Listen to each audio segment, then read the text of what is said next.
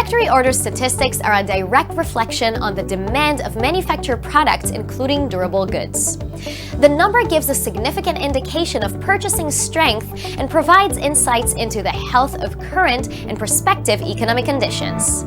If manufacturers see their factory orders increasing, they tend to increase production activity, which directly affects employment and inflation too, because more workers may be needed to produce the required products, and higher demand for raw commodities to manufacture durable goods can equate into higher prices.